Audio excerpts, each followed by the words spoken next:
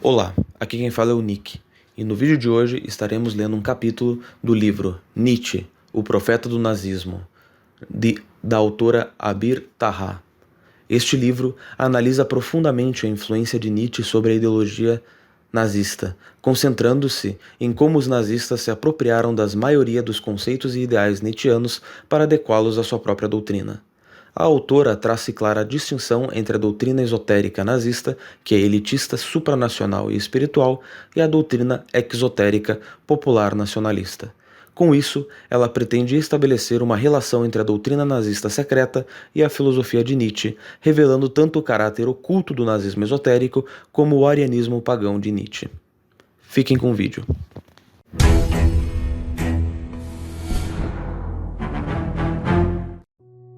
O principal objetivo, na verdade, o verdadeiro significado do presente livro é provar que Nietzsche foi o profeta do nazismo, colocando um fim à controvérsia que ainda divide os estudiosos acerca da ligação Nietzsche-nazista. A minha opinião é que esse objetivo foi alcançado pela extensa e profunda análise tanto na doutrina nietzschiana como nazista que foi empreendida por toda essa obra e revelou a tremenda influência de Nietzsche sobre a ideologia nazista, sublinhando as semelhanças impressionantes entre as duas doutrinas e mostrando como a maioria das teorias de Nietzsche foi completamente adotada pelos nazistas, tornando-se uma parte integral e característica da ideologia nazista. Nietzsche e os nazistas eram neopagãos veemente clamando um renascimento do paganismo ariano pré-cristão, a religião natural, baseada principalmente na antiga mitologia ariana e na tradição esotérica da Índia à Grécia. Manu, os Vedas, Brahmanismo, Zaratustra, Dionísio, Prometeu. O nazismo esotérico, o culto nazista, foi um fenômeno oculto moderno, um movimento espiritual com uma nova visão de universo anunciando o advento de uma nova era para a humanidade e proclamando a vinda de uma raça de super-homens, homens-deuses, como exemplificado pelos principais símbolos nazistas, a suástica e o duplo S na runa, e por isso foi um verdadeiro movimento nietzschiano. Como neopagãos, fiéis, Nietzsche e os nazistas consideravam-se herdeiros do antigo mundo grego com o ideal pagão, incorporando o melhor do espírito aristocrático e venerando um verdadeiro culto à antiguidade. Ambas doutrinas acreditavam na recorrência eterna e a antiga teoria ariana de ciclos evolucionários. Além disso, Nietzsche e os nazistas rejeitavam o judaico-cristianismo semítico, considerando-o uma religião judaica de doentes e fracos, uma grande distorção dos ensinamentos originais de Cristo, quem eles admiravam como um libertador espiritual e cuja mensagem, que enfocava o conceito ariano de Cristo interior ou homem-deus, eles abraçaram completamente. Então, eles constataram Cristo como o herói, o rebelde ariano contra o espírito judeu, e o cristianismo judaico transcendental como uma religião anti-ariana. Um tema central na filosofia nazista é o conceito de desejo de poder que os nazistas adotaram por completo. Então Nietzsche e os nazistas reconheceram o desejo de poder como o motor da história, o princípio de vida e derradeira realidade. Na verdade, o nazismo se apossou da definição de Nietzsche de desejo de poder como a origem da moralidade, ela mesma sendo a moralidade de mestres além do bem e do mal, assim como da famosa proclamação da morte do Deus transcendente do cristianismo judaico de Nietzsche. Ou seja, a autossuperação da moralidade cristã e seu conceito de outro mundo, como uma fuga e uma maldição do mundo presente. A morte de Deus, portanto, significa alcançar a perfeição aqui e agora.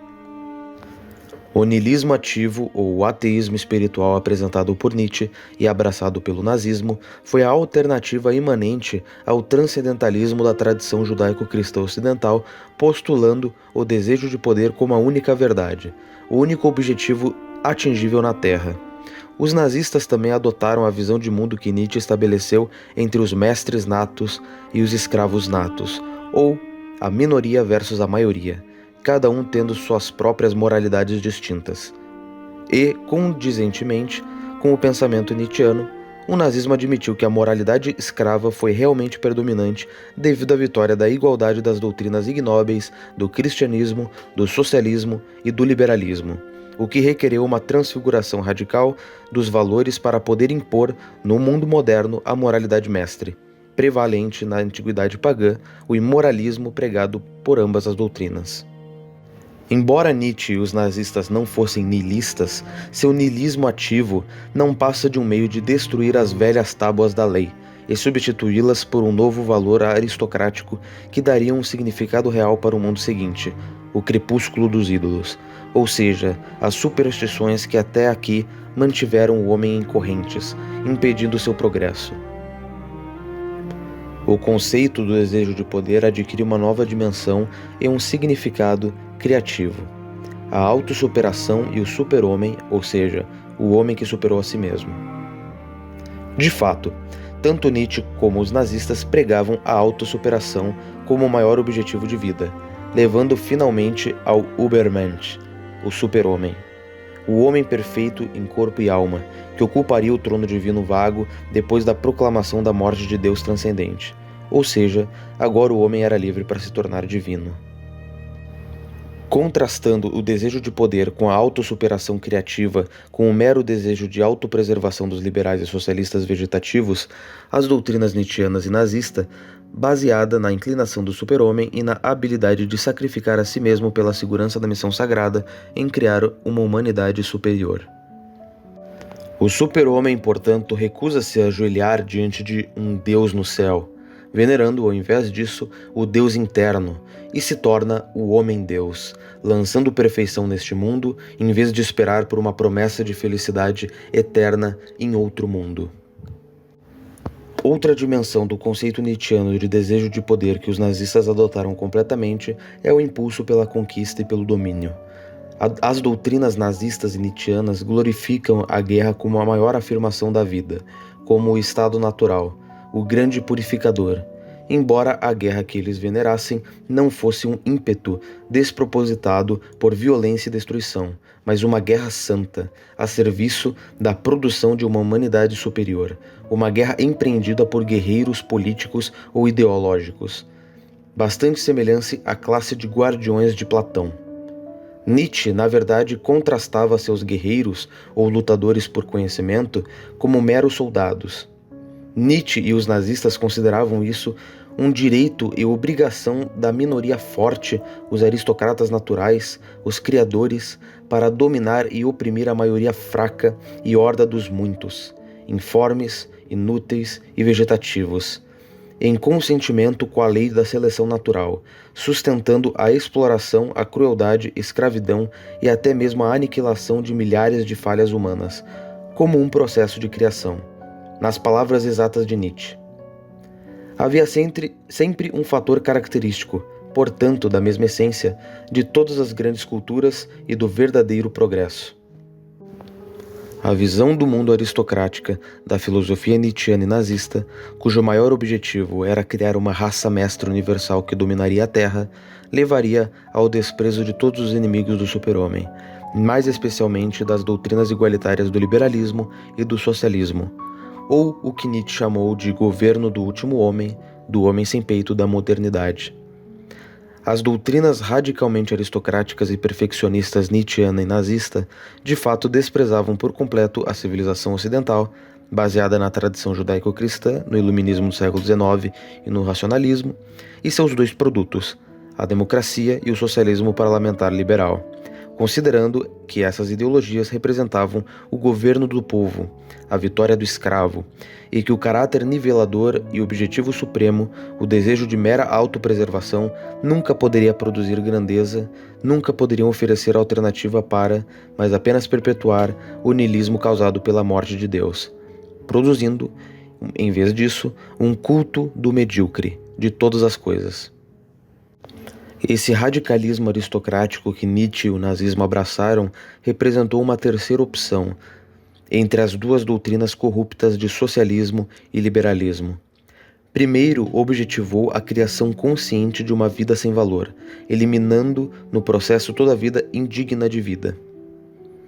Uma nobreza que, como a República de Platão, seria recrutada de todas as classes sociais. De acordo com Nietzsche e o nazismo, aquela nova nobreza destinada a governar a Terra não passava da raça superior ariana e conquistadora, uma raça universal de super-homens transcendendo as fronteiras políticas de estados e nações. Na verdade, tanto a doutrina nietzschiana como a nazista eram universais, apesar de radicalmente elitistas, em caráter desprezando políticas limitadas, ou seja, o Estado liberal mínimo, cujo único fim foi a proteção da vida, liberdade e propriedade, em favor de um racismo espiritual supranacional, ou o que Nietzsche chamou de a grande política.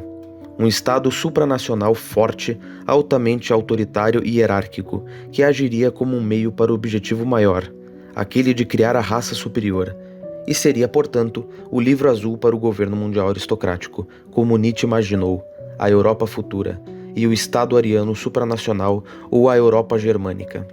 Nietzsche e Hitler consideravam que os alemães, apesar de sua conversão ao cristianismo, que enfraqueceu e corrompeu-os, e sua degradação racial por meio da intermistura com raças inferiores, tinham um papel essencial a desempenhar na grande política do futuro, para que eles fossem ainda mais viris e mais criativos que a maioria das pessoas na superfície do globo.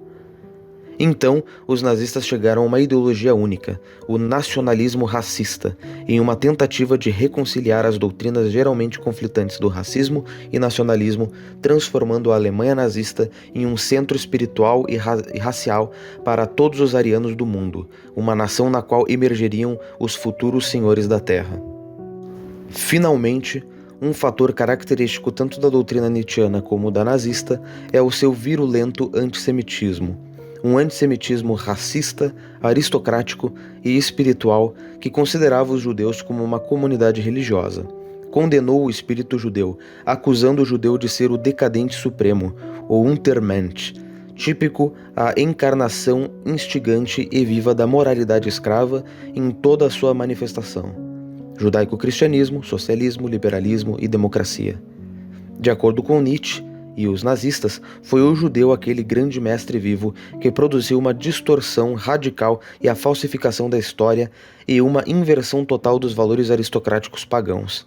Foi o mesmo judeu eterno, o escravo que, além de seu ressentimento e dos sentimentos de vingança contra os seus mestres, gregos e romanos, causou a revolta dos escravos da moral, que está prevalecendo hoje, gradualmente judaizando, ou seja, corrompendo o mundo por meio de valores cristãos de submissão, subversiência, piedade e humildade.